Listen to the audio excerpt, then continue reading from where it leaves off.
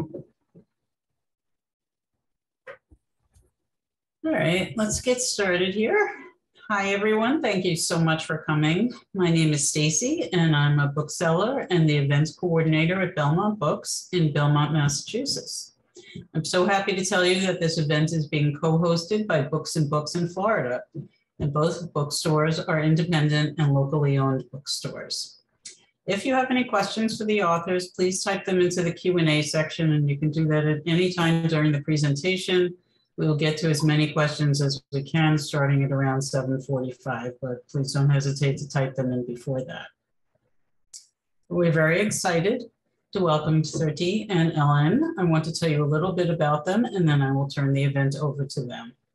Thrity Umrigar is the best-selling author of 8 novels, including The Space Between Us, which was a finalist for the PEN Beyond Margins Award, as well as a memoir and 3 picture books. Her books have been translated into several languages and published in more than 15 countries. Thrity was born in India and came to the US when she was 21. She has an MA in journalism and has worked as an award-winning reporter, columnist, and magazine writer. She also has a PhD in English. A recipient of the Nieman Fellowship to Harvard, she has contributed to the Boston Globe, the Washington Post, the New York Times, and Huffington Post. She speaks at literary festivals, universities, organizations, and public libraries across the country. She's the winner of a Lambda Literary Award, the Cleveland Arts Prize, and a Seth Rosenberg Award, and is Distinguished Professor of English at Case Western Reserve University. Honor is the January 2022 Reese's Book Club pick. Ellen Barry is currently a Boston-based reporter for the New York Times. In 2004, she was a Pulitzer Prize finalist in beat reporting for a set of articles on mental health. She's the recipient of the American Society of Newspaper Editors 2004 Jesse Leventhal Prize for deadline news reporting by a teen for her work on the station nightclub fire. Ellen's New York Times articles about the oppressive conditions of women in rural India inspired Thrity to write Honor. Ellen, a Yale graduate, lived in the Soviet Union as a child and began her career at the Moscow Times. And without further ado, I will take myself away and leave you with the people who you really want to hear from. Thank you. So I am really delighted to be here to help launch this wonderful book. I spent really some of the most intense months of my life reporting in Indian villages. And I don't think that there's ever been an author who's been able to sort of bring that reality to a broad audience the way this book does. And I think it's a minor miracle that you're able to draw a readership that is distant and broad to this setting. I always felt that what was going on in the Indian village was almost like a physical litigation of power, just in the way that the civil rights struggle was being fought on the ground in the southern states in the 1960s. And when you went into that setting, you saw it unfold right in front of you among real people. And this is what you have managed to capture so well, Thrity. So it's just it's a great achievement, and I'm surprised that anyone's done it, and I'm so glad that it was you. Thank you, Ellen. That's a great introduction. But may I steal that phrase, physical litigation of power?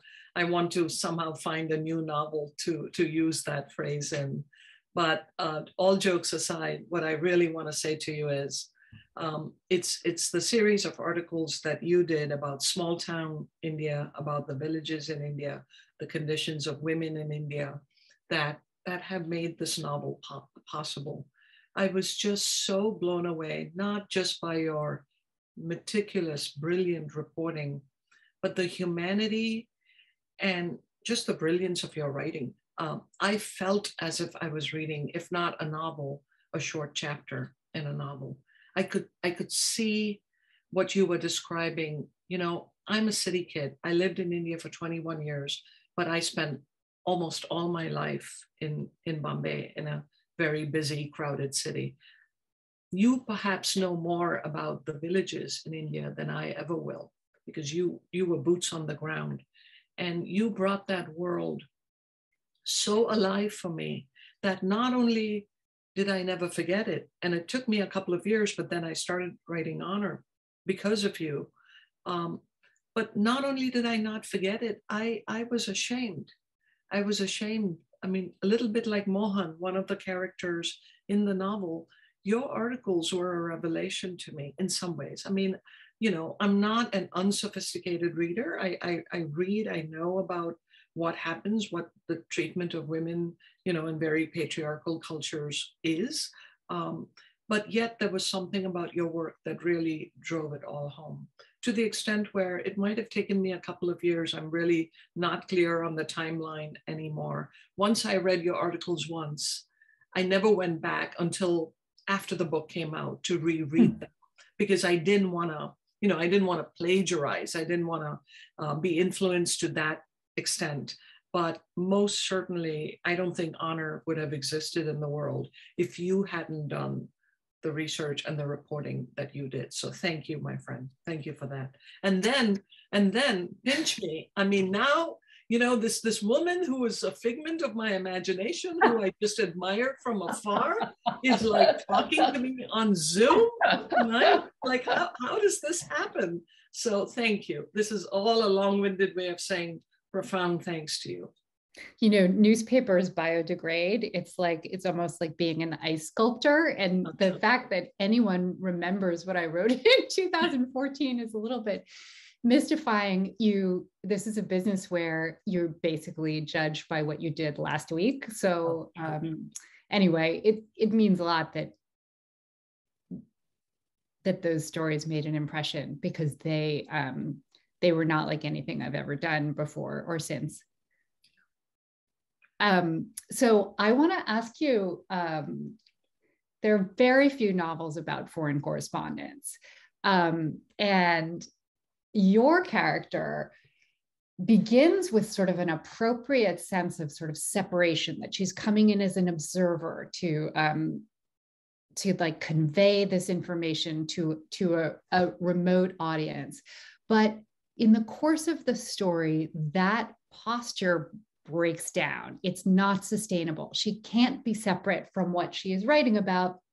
And I wanted to ask you why, and whether you think that that is somehow necessary to journalists to acknowledge that they're part of everything that they're reporting. You know, I don't know. This is something that I grapple with even today, even though I'm no longer a practicing journalist. Those scenes where Smita is really grappling with the sense of, you know, this, the notion of objectivity in journalism. I mean, I'm a product of American journalism schools, and my entire career as a journalist was in this country. I never worked as a journalist in India. So my ethos personally was also, tell both sides of the story and leave it up to the reader to make judgments. Until I got this Nieman Fellowship. And for those of you in the audience who don't know, Nieman is, I've always said, it's God's sweetest deal on earth, which is, it's a career, it's a fellowship to Harvard for 1 year of study given to mid-career journalists. And usually they have 12 American fellows, I was one of those, and 12 international fellows.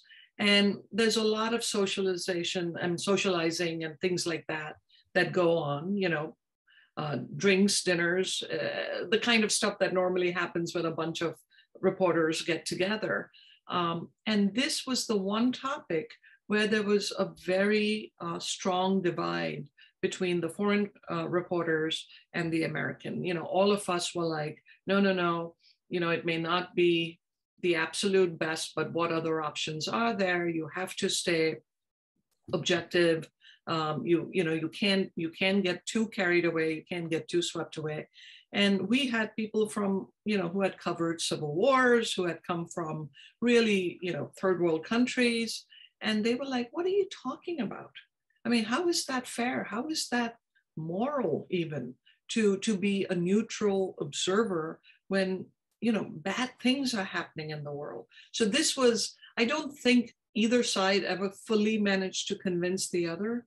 Mm-hmm. But I, as somebody who grew up in a different country, but as I said a moment earlier, spent her whole career here, I felt like I was sort of somewhere in the middle, and I would often kind of run interference between the two sides saying, yeah, but what about this? And, hey, this side, Team A, what do you think about this particular argument? I left that year not totally convinced. I mean, even today, I guess if I had to err on one side, I don't know, Smita really does cross some boundaries. I don't know if I would have ever gone quite that far, but for the purposes of the novel, it was also important for me to have Smita resolve some of her own inner tensions that are very much related to her first, decade or more as a child growing up in India and the trauma that she endures. And so there is a kind of association and perhaps even a kind of responsibility that she feels to tell Mina's story, but also to help her in some way that, that in a different circumstance, I mean, if this was a reporter who doesn't come into the country carrying her own baggage, maybe the plot would have headed in a different direction. It's interesting because I was in India for about 4 years, and towards the very end of that time, for some reason, I had to start writing in the first person. And the reason was because I knew that every time I went into a place like that, the biggest thing that happened that day was my presence. And to pretend that I was somehow just a clear pane of glass, that I didn't exist as part of this whole kind of power structure, whatever was going on in the village, it was unsustainable. In Smita's case, it does seem to have put a personal strain on her, right, to be separate. Yes, and also I think it's Mohan, her male companion, who's sort of like her minder, her driver, to some extent, her interpreter. He, of course, is not a trained journalist. He's not a journalist at all. So for him, it's like a head scratching kind of a moment where he thinks, I mean, these are people, we're going into these really impoverished conditions. Here is a woman who has nothing on earth. Mm. And if I can carry a sack of, a bag of rice and a bag of sugar just to make their lives a little easier, why wouldn't I do so, right? And for Smita, at least initially, it sets off all kinds of alarm bells. And the way she justifies that is by almost turning a blind eye to what Mohan is doing. It's not her who's doing it. And she sort of lives with that. But he is also, at that point, he's the moral center. He's the moral center of the story. Yeah. But it's interesting because, of course, if you're an anthropologist or if you're in academia, there is this kind of membrane between you and the people that you're interacting with, because you're not there as a person. Right. Well, so, yeah. I remember when I was a reporter, one of the stories I did was I used to write about social issues. So I think this was in the 1990s when welfare reform and all that was very much in the news, the quaint old days when those were the hot topics, the explosive topics that we had to deal with. And I decided to find a family, and it turned out to be a family headed by a single mom. She had 2 teenage kids, and I moved in with them for a week. And I basically just kept a journal. And this is in the old days when long form journalism, even in regional papers, was not just possible, but also encouraged. And I think I spent 5 nights with them or something like that, and just followed them wherever they went, and then did this long piece on that. But I was eating their food, and they were really, really poor, you know. And I think the newspaper had established, you know, some ground rules where we would compensate them for precisely sort of what my consumption was, you know. And it was really, really awkward because these children, this was sort of towards the end of the month when, you know, the money had run out, and these children were hungry. And one of the most inedible, sort of indelible moments of my life is the memory of watching TV in the evenings when there was nothing else to do, and watching these ads for, you know, Big Macs and Burger King and fried chicken. And these kids were almost drooling, you know, because they would have just finished dinner, but it clearly wasn't enough food. And even, you know, it would have been so easy to have said, my treat, I'll buy large pizzas for everybody tonight. You know, it would have been so easy, but you couldn't do that, right? Because you didn't want to be the person shaping the story, because then it becomes a different kind of a story. And, you know, this was maybe, I don't know, maybe things have loosened up a little bit because of social media and just, you know, the internet and all that in terms of these kinds of rules. But we were very clear about boundaries in those days, you know, and yet, yeah, go ahead. I want to ask you, sort of, the book brought me back to a lot of situations that I witnessed in India, in which women who knew that they would be met with violence if they challenged the sort of male power, nonetheless challenged it, you know, not sporadically, but consistently, knowing that there was a likelihood that they would meet violence. And I was always sort of fascinated by that and amazed. And I wondered, as you worked through this in your book, how did you square that? These women, both in taking the jobs and then in marrying across religions, they knew that they could well meet with violence. So why? You know, I'm not sure well, two things. First of all, I mean, that was where the story that you did, I believe her name was Geeta, you know, yeah.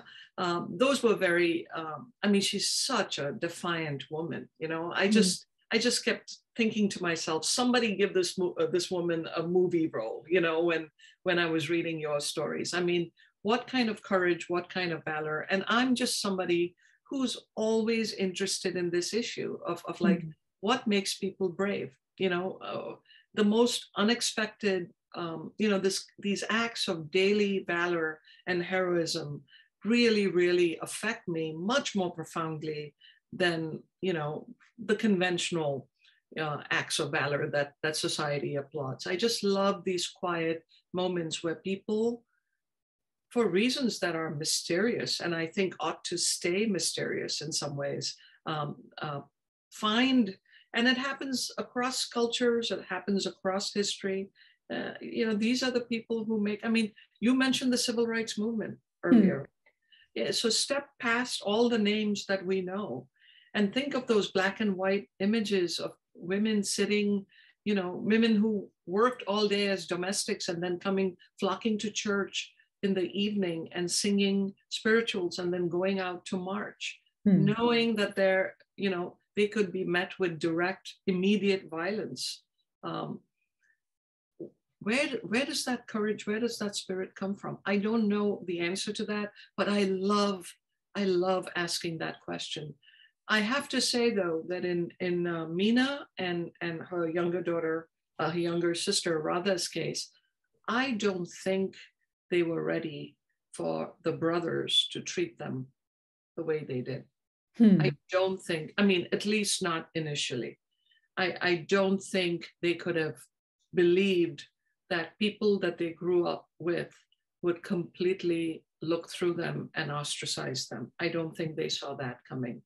I think Meena herself, after she marries Abdul, a Muslim man, was so swept up with his completely utopian vision of India. I don't know, I have some pop-up thing on my screen that I've never seen before, so I don't know what to do. I don't see it, so. Okay, I'll just move it up then and we deal with it later, sorry. I think she's so caught up with her new husband's vision of this, India where Hindus and Muslims live in peace side by side and everybody gets along, that it overcomes perhaps what she does know about her, especially her older brother's nature and temper. And she takes that risk of sort of merrily going to his house, which seems to be the final insult for him. It's one of these paradoxes about India, that this is a culture that really, really celebrates and worships romance. You read, you open the newspaper and you read about lovers. Bollywood is an entire industry built on absolutely impossible romance. So it's almost like children are raised with this idea that romance is where they're headed and that this is really maybe the apex of human experience. And yet it is not an objective possibility for so much of the population because you're not allowed to choose your partner. So how can you square those two things for me? Of course not. I mean, no, there's no way of squaring. They're just worlds apart. I do think, like somebody like Abdul, I think his notion of, Mother India and this unification that should happen between different religions, I think he's very much influenced, because look, if you are illiterate, if you don't know how to read and write, what are your sources of not just information, but your sources of what builds you as a person, what shapes your values, what shapes you as a human being? What are those sources going to be? You can't go to the public library and check out a book that might elevate you and inspire you to be a different kind of a person. It's Bollywood, and exactly what you said. It's filled with these stories of improbable, love conquers all, and the parents come around at the end, and it's these reunions at the very end. It's melodrama, right? And I think that really does play in the heads of a lot of people. And then they come smack dab against patriarchy, against, religious dogma, just all those aspects of life which are so real and which, are increasingly fueled. These divisions are increasingly fueled by political leaders for political gain. I mean, it's the easiest way and the oldest story in the world. One of the projects I did, I spent quite a lot of time following young women who got jobs in a textile factory, and one of the interesting things is that as soon as they got to the factory, they began falling in love, because a factory floor, first of all, it's mixed gender. There's supervision, but it's not complete supervision. And basically the men would fold up tiny notes and drop them in their laps as they passed the sewing machines. And it was, I think, probably the first time they had been in an environment where there was just free association between genders. And it was quite anarchic. And what ended up happening is that the head of HR at the factory ended up having to call all these parents and saying, I hate to tell you this, but your kid's in love, with someone from a completely different background. And it made me think that industrialization really has some sort of connection to these social changes, like the breakdown of arranged marriage. Oh, for sure. I mean, for sure. Life in the urban centers is quite different than in these sort of isolated, very, very self-contained kind of villages. I mean, the taboos, the strictures, the authority structure. I mean, you wrote about this. You talked about sort of the village panchayat and the the head of the village, and how much clout these village councils have on sort of the social mores governing the people living in that small place. That there's no equivalent for that in the cities, so definitely, I mean, one, if you consider these things to be problems, which maybe many Indians don't, but if you do, then one solution to that most certainly is more urbanization, more industrialization, that kind of thing, for sure. But of course, I think 75% of the population lives in towns and villages. So, if you compare it to China, it just hasn't industrialized in the same way. No, not even close. Not even close. One thing I wondered when I put down this book, because you do bring the reader into the setting of this village, and you do it with great sort of care and attention. But I wondered upon finishing the book, are we supposed to feel any affection for a place that sort of wreaked that kind of that damaged this family as badly as it did? Did you as a writer feel affection for it, or did you sort of walk away from that place and those people thinking you're done with it? I certainly did not feel any sense of affection for the brothers. I thought their justifications for their actions were just ridiculous. I felt no affection whatsoever. I mean, I've had readers ask me if Rupal, the village head, who really in some ways is the villain of the piece, and at least the instigator of all the stuff that happens, if he actually had, I've had readers ask me, do you believe he actually had these supernatural powers? And I'm almost dismayed at the question, because the answer is an emphatic no. I think he's a trickster. I think he's preying on, the lack of education and the lack of sort of worldliness that many of these other characters display.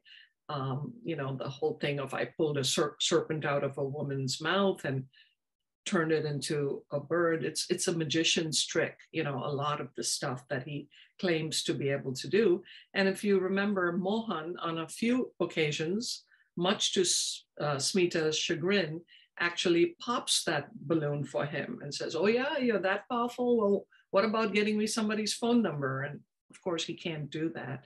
So no, I don't. I think, come to think of it, I think I feel affection for the same things that Smita does. I'm not saying that Smita is me or I'm Smita. I'm not saying that at all. But it's those small gestures of kindness, of love, there's a scene where she talks about this peasant who's plowing his fields using an ox, and he has put a stream of marigolds, a garland, around the ox's horns. These kinds of seemingly random acts of, I don't even know how to characterize, just finding beauty and goodness, perhaps. It's those small gestures that mean something to me. But the system as it exists, I don't think anybody should feel the slightest bit of nostalgia or the slightest bit of affection for it, because in my view, there's nothing to admire there. I feel like writing this book, I don't know if I ever thought of this as deliberately or consciously as I do now, but I feel like after the basic, food, shelter, clothing, those kinds of fundamental rights, I feel like, wow. Sorry. It's perfectly fine. Actually, I'm going to get rid of the dog. No, don't. I love having that reaction. Yeah. After food, shelter. Maybe a pet or two. I think the right to love whoever you choose to love is fundamental. It's what makes us human. And there are millions of people, especially women, who are deprived of that fundamental right. And so no, in that sense, I don't find much to be fond of or be nostalgic about in these. And yet for your character, the upshot of this whole experience is that she is implicated, or she's connected to India by the end of it in a way that she isn't at the beginning. Right. And I wonder how that worked in your head. Well, the implicated part is simpler. I told you this earlier, when I read your work, I felt implicated. I felt like, how is it that a country that I was born in, has these kinds of traditions in the 21st century, and honestly, I mean, yes, to some extent, I think it's too utopian to say everybody should care about every corner of the world. I mean, obviously, if you have a geographical connection with a place and it's yours, it's your birth country, or it's where you were raised, maybe that sense of responsibility is a little deeper. But in some sense, I truly, if you sort of really ask me to answer this question honestly, I would say that, I do believe that it's everybody's responsibility. Why should an accident of birth make one person more culpable? It works that way in real life, I get that. But there is no reason why an American reader who has never been to India should not care that we live in a world where these things happen and fairly routinely happen. One thing that I thought about a lot while reading your book is this notion of an alienated expatriate Indian, because I have to say my experience has been that anyone who spent their childhood in India, even if they really made most of their life outside, is so clearly identifies with the country. And I don't know whether it has to do with family structure or sort of the way diaspora communities organize themselves. But it made me think that actually I don't know too many people like Smita who cut the cord, like who truly come back as foreigners. And talk to me about that, because I was quite curious about it. Well, I think most of the people you and I know in the US have not suffered the kind of trauma that Smita and her family undergoes. Mm-hmm. I think if you have the kind of experience that she did, it might color your sense of the country quite differently, right? And if you're just talking about people like me who are immigrants, right, who came here out of choice, whether it was to get an education or for whatever reason, chances are you have family there, you visit pretty often, so you keep those connections alive. But without giving away too much of the plot, I mean, that is not the case for Smita. And she has pretty much resolved, and she has managed to keep that resolution for 20 years. So whatever bonds that might have formed over the course of those 20 years, if there was a normal back and forth, right, just don't exist in her case, Yeah. And I think part of it is also, Smita has been shaped by the events of what happens to her when she's a young person really a teenager in India. And, I think she's a damaged person when she first goes there. She's very guarded, and perhaps rightly so. She needs to see herself as a foreigner. That's the story she needs to tell herself just to get through the assignment that has sort of plopped in her lap. I think it's a defense mechanism to a very large extent. She has seen a side of India that most upper middle class or middle class immigrants to this country don't often get to endure or experience. And frankly, I mean, I'll say this even about people that I know and love, middle class people in India. There are people walk through life with a lot of blinders on. People like Mohan, you know, who come from privilege in the Indian context and don't spend any time, you know, deconstructing that privilege, much less taking off those blinders and seeing the reality of the country. I mean, I live in Cleveland Heights, Ohio.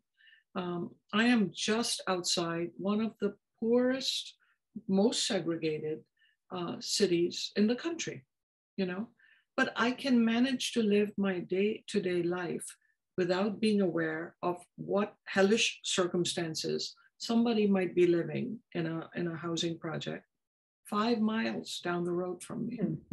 I can do that, you know. I've always thought it's a special skill that middle-class people all over the world have to put these blinders on and live, you know, relatively happy lives without being consumed with responsibility and guilt. Obviously, you spent a lot of time inside Smita's head as she kind of worked through her feelings about her country of origin. And I wondered whether you also went through that a bit while working on this project. Did you find yourself kind of negotiating your relationship with India? I think so. When I'm writing a novel, I try very hard to not make it about me, but ultimately I am the writer. So obviously I've already told you several instances where I used my own experience as a journalist and sort of, you know, made Smita have those same arguments with herself. So, but, you know, for me, it wasn't so much a discovery. I have always known, I've been very clear in knowing for myself what I love about India and what I don't, you know, and I think we've covered a lot of that. I love the everyday sweetness of working class people in India. I've always, you know, I was an upper middle class kid, and from the time I was old enough to be aware of class differences and things like that, I was always drawn to people who worked in our homes, who, you know, the security guards, people who made a pittance and yet didn't seem to despise us for what we had. There was not much envy and jealousy and things like that. And it was also a slightly different time when I lived there. There was not so much of the kind of aggression and violence that, you know, we've talked about and that we're seeing more of these days. So there are aspects of the country that I absolutely love. But there is no way, there's no place in my heart to justify the mistreatment of women, the seemingly casual misogyny. And I don't think, you know, there's some line in the book that says you don't love a country because, you know, you love a country despite, or you love somebody despite their faults, you know, not because you sort of agree with them on everything. And I did my best when I was writing this book to really live up to that, you know. So you have, I'm sure you have lots of readers out there who have never been to India and maybe never will. And I wonder what you're picking up from them. Do they see it as universal, or what are you hearing? What's been surprising?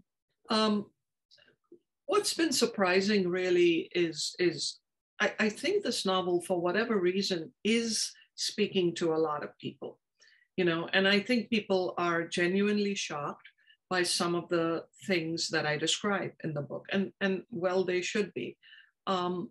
My hope, of course, as always, and I think this is probably true for most writers, is that, you know, there's this old sort of belief that the way to tell a universal story is by telling a very, very specific story, you know, and that some kind of alchemy happens in the act of reading that, where the reader then carries that seed of that story and relates it to their own lives.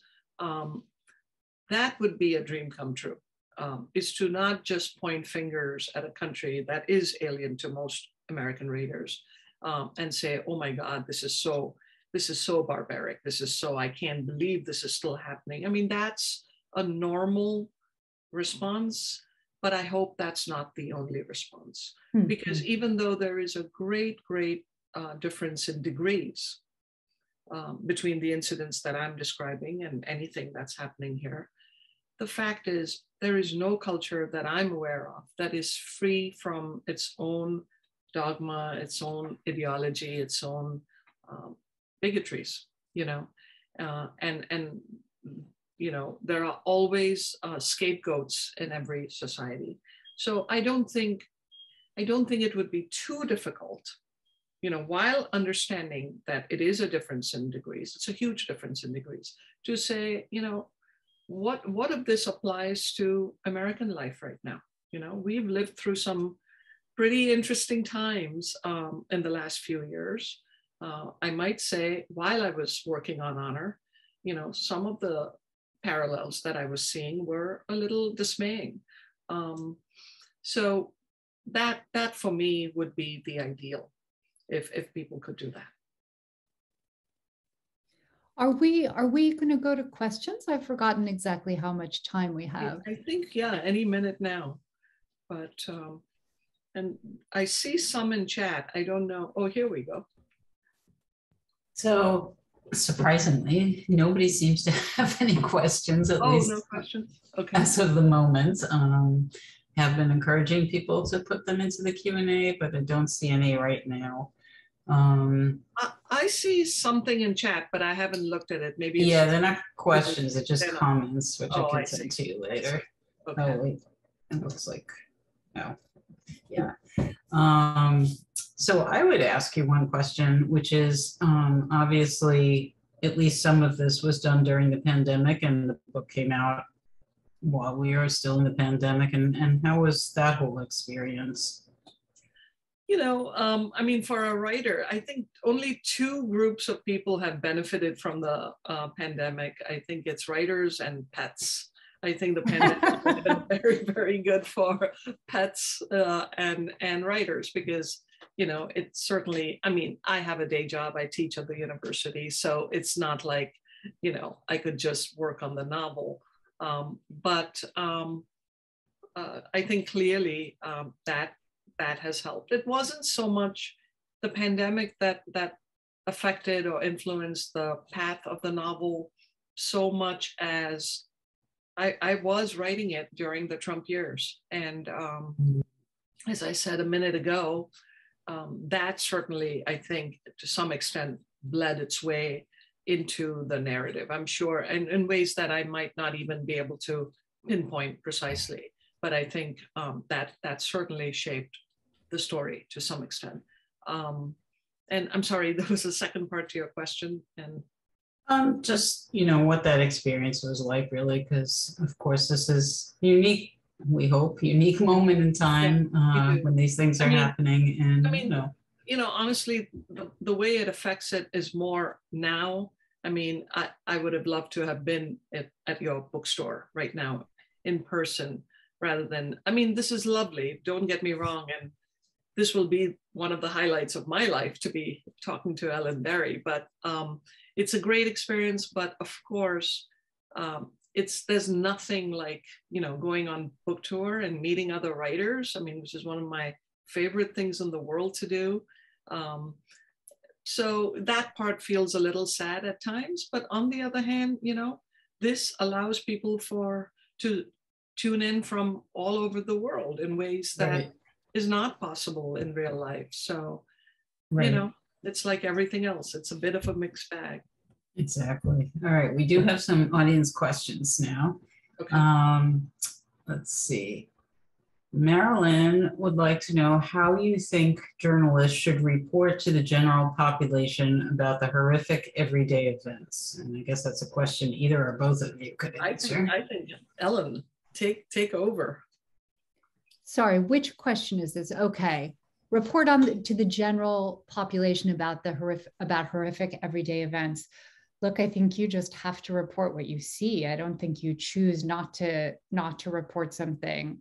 In choosing not to is a bigger choice to me than choosing to convey something. I must say that, like, when I was looking at and this is true in the United States too, when I am looking at conflicts or violence in communities like small towns often, but any community, it's because there's an important idea that you're trying to pull out. And that often the best way to pull it out is to bring the reader into a concrete situation where these ideas are being litigated and in real life, in real time. And you're always trying to get to questions about, about rights. You're trying to get to questions about abstractions. But to me, if you can convey those in the real lives of real vivid individual people, that it brings these ideas home very strongly. Absolutely. And if there isn't a real reason, you shouldn't be there. If you don't have an idea that matters, you shouldn't be there. Yeah. Perfect. Ditto. All right. Sharon says there's a passage in the book that talks about poverty porn. This Smita's reflection on her own journalism and how she is showing these harsh environments to the Western culture. What is the author's theory on this? It seems that she was explicit about it, and how do we make it more than poverty porn? One of the things to sort of realize about Smita's musings are that they are just that. She is having a bit of a crisis of confidence at that point in the novel.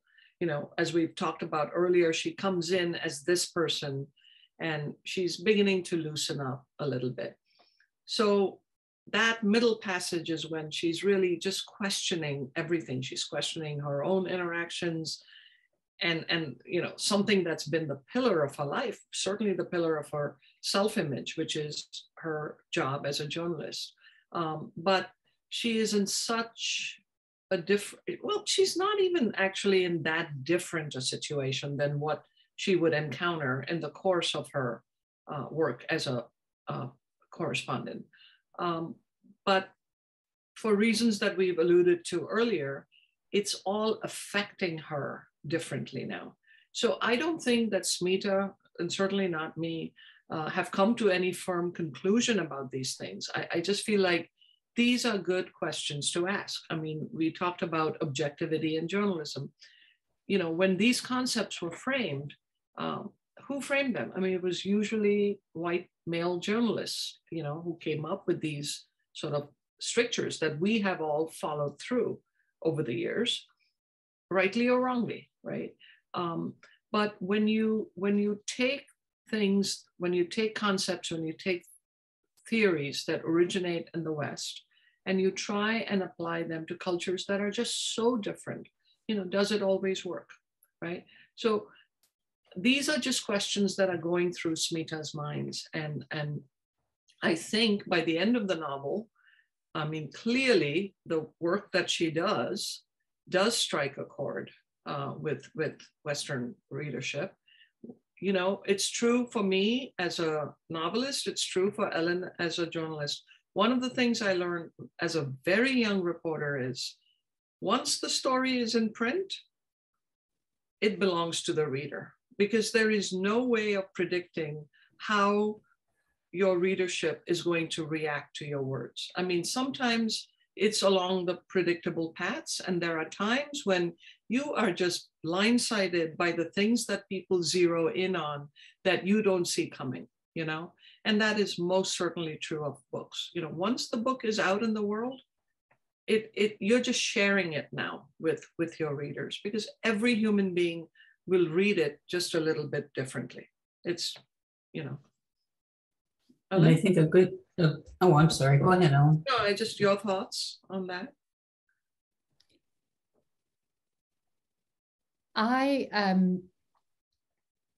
I mean, for sure, you can't control how people respond to what you write. You really have to do the best job you can and then let go of it and really let go. I mean, I found in India, really, like, unlike many other countries I've worked in, that people were incredibly open to journalists. There's just a much more friendly view of the role that the press plays in in human life in general. And I had come straight from Russia, where it was often a real challenge to get anyone to trust me enough to talk to me. India was absolutely the opposite. I felt like I stepped outside my door and I was knocked over by a flood of information. Right. Most of it gossip, but it's just a hyper communicative environment. Yes. And I benefited from it enormously, and I really miss it. Yeah, but it's also a great lesson on how sort of the political culture of a place seeps down to its citizenship, right? Well, it's incredibly democratic. I mean, there's something just on a molecular level very democratic about this. Right. I think people assume when reporters approach them that they're going to get something out of it. That they're going to get sort of help from politicians, and they'll benefit in the eyes of the public, which is just not true in most countries. So right, and they also haven't spent generations being told, you know, the press is bad, enemy of the people, all that stuff too, you know, so far anyways. So yeah, you're right. I mean, I think those observations feel real to me also, very much so. Anna would like to know, what is your advice for a young author writing a story taking place in India, though she has not lived there? Oh boy. If you can, do visit before you start. I mean, do what any writer, regardless of the genre, does, you know, do a lot of research. And research can take so many different forms. I mean, you know, you can do research by reading books and that kind of stuff, but you can also talk to individuals about whatever subject matter you're interested in. And if at all possible, definitely try and spend time in a place, because there's just no substitute. And as Ellen just said, there are stories to be found, and you can pluck a story out of the air in India. I mean, people really have lives of such extremes there. You know, there's really such hardship in so many people's lives, but there is such amazing grace and valor in the way ordinary people meet those hardships, you know, and humor too at times. But I was going to say, because there's a question about poverty porn on the chat, and I have to say that I had the feeling when I was working in India that I was in the expanding world, that I was in a society where everyone expected that they were going to make it big, or at least get a two-wheeler, or go from a two-wheeler to a four-wheeler. There was a sense that people, even if they were just moving from terrible poverty to ordinary poverty, that everyone was sort of in on that feeling. And particularly when I was reporting on people who were desperately poor, for example, in slums in Delhi or in Bombay, I ended up feeling like I was meeting some of the most entrepreneurial people I had ever encountered in my life. So it never felt like poverty porn in the sense that it wasn't kind of a bath of misery. It didn't feel like that to me. But maybe that's just a subjective impression. But I wasn't asking people to feel sorry or feel miserable necessarily for the folks I was writing about. Right. No, and I think it was also very much a factor of the years that you were there, because even just visiting, I have noticed that trend line going, you know, it's become a very aspirational society. And you know, when I talk to the domestic servants who work in the homes of my rich relatives, you know, there's always the sense of, you know, my daughter will go to college, or, you know, I'll get her into some IT course for a year, and then that will take her out of, you know, so she won't be sweeping somebody's floor. She'll be doing something else for a living. That to me, you know, India is such a complicated country that I'm always loath to make any sweeping pronouncements about it, because there's always something that undercuts that. But this is something that I too feel confident in saying, that it has become, as you said it so nicely, an expanding society. Now, whether it's actually doing that or not, you'd have to look at GDP and different, empirical measures. But there is this sense in people, there's a spirit now that was not there when I was a kid and when I was a teenager. It was not like that. We didn't have that. We did because we were already middle class, so we knew we would be okay, but we didn't see it in the lower classes. And now it's in the air, very much so. It's a great observation. Karen said, small and anonymous acts of kindness are a universal language. What are other things that are universal that you've written about and can connect people? That are universal? Well, I think off the top of my head, this is a complicated question. I think two things. I'm always interested in issues of power. I think if you read any of my novels, that's something that I spend a lot of time, a lot of books, somehow, whether it's in the American context, whether it's race, in the Indian context, whether it's gender or class. Almost all my novels, in one way or the other, are explorations of different dimensions of power. I'm just endlessly fascinated by this issue of who has power, who doesn't have power, how do the people in power use it, what are the strategies of resistance that people who don't have power use to fight back, those kinds of things. But I think the other thing is love. What's more universal than that? I don't know of a single country or a single culture that has not experienced love, So I try, I don't live in India. I don't go there as often as I used to. So I try and stay away with things that are trendy and of the moment. And I try and find those qualities that seem timeless. And we've talked about some of those already, that openness that people have to talk to strangers, that desire to please almost in some ways, that sounds like it could be a double-edged sword, but I mean it in the best possible way. There's a kind of openness and sweetness that I find in the local culture, and I try and bring that into the novels. So I've put links to, I think, probably the three stories that maybe Thrity drew on. I'm not entirely sure, but anyway, thank you. I really think you created something that's so completely your own out of from reading this work, Thrity, and it bothers me that it made you feel ashamed, because that wasn't in my mind when I wrote these stories. Oh, well, not ashamed, just complicit in some ways. But then, I'm just one of those oddballs who I feel guilty about everything. So it's not your fault, Ellen. I thought I put so I actually put the links in the Q&A. I'm sorry. No, you put them in the chat. Oh, I did. I see them. Yeah. All right. So I think we have time for one more question, which is from Sanaya, who said, Ellen, who was your favorite character? And Thrity, was any of Shannon a tribute to Ellen? And thank you both.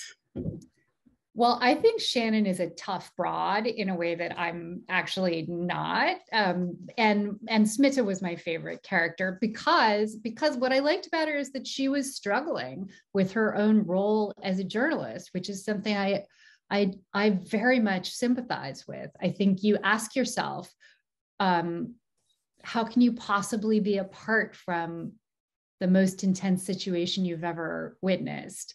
And I ended up answering for myself. I couldn't be separate. I wasn't like a disembodied, I wasn't a disembodied voice. Right. I was a human. And I feel like Smita goes through that a little bit. And I just found that amazing to read in fiction. Yeah. So to answer the question, no, Smita is not, Shannon is not remotely modeled after Ellen. I met Ellen for the first time tonight on Zoom. So even if I'd wanted to, I couldn't have. And yeah, so Shannon was just a complete, creation, and I had fun writing her. I think my favorite character is probably Mohan, because Smita definitely grows, and she, the story is mostly from her point of view. But Mohan too shows a capacity, he's very bristly and defensive at the very beginning. And frankly, he reminds me a lot of the people that I know, my relatives in India, who always bristle when, Western journalists or just Westerners in general, so I'm always being told, why do you guys always focus on all the bad things? There's so much good, and how come that never makes it into the media, that kind of stuff. And Mohan has some of those characteristics in the beginning, but he has such a good heart, and he has the ability to change, and he does. So I think he's my favorite character. Well, you really wanted them to get together, didn't you? From the very beginning, it feels like they were on a collision course. So as soon as he picked her up from the airport. Yeah, they butt heads quite a bit. But he's a good foil for her, I think, Mm-hmm. Yeah. Well, because she's trying to be icy and remote, and he won't have any of it. Right. I love that tidbit of a scene where she doesn't want to start eating Indian food because she thinks it'll upset her tummy, and he's like, come on, man, just take a bite of this dosa. Nothing's going to happen to you, So. This is making me very hungry. Yeah, me too, actually. Yeah. Well, I have a dosa maker, amazingly. I have a dosa maker. Stay on. We need to talk. I don't even know if there's such a thing as a dosa. Oh my God. What have we been doing for this whole hour? We should have been talking about dosa. Cooking would have been a nice thing. Well, thank you both so much. This was such a great conversation. And thank you, Belmont Books and Books customers, for coming to hear it. It was really just terrific, and we really appreciate everybody being here. Thank you so much for having us. And Ellen, once again, I hope that we'll get to meet in person one of these I was days. just thinking, this is the one thing I don't like about Zoom, because if we were doing this in real life, we would be having drinks. I think we have a whole different conversation to have over wine. And dosas. Yeah. Well, I hope that happens soon. Have a good night. Thank you. Good night, everyone. Bye.